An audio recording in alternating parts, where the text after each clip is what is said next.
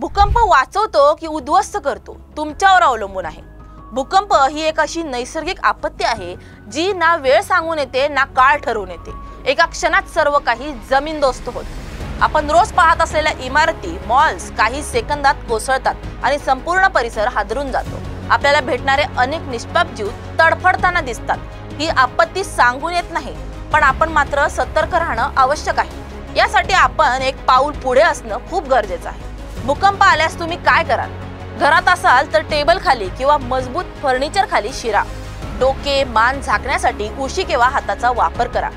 खिडक्या, आरसे आणि इलेक्ट्रॉनिक वस्तूंपासून दूर राहा। जर तुम्ही बाहेर असाल तर उंच इमारती, झाडं, विजेचे खांब यापासून दूर राहा। मोकळ्या मैदानात उभे राहा आणि सर्वात महत्त्वाचं, घाबरून जाऊ नका, धावपळ करू नका। योग्य माहिती आणि वेळेवरची कृती केल्यास आपण स्वतःचा आणि आपल्या कुटुंबाचा जीव वाचू शकतो। म्हणूनच सजग व्हा, सुरक्षित राहा। भूकंप हे संकट नाही, अनभिज्ञता हे खरं संकट आहे।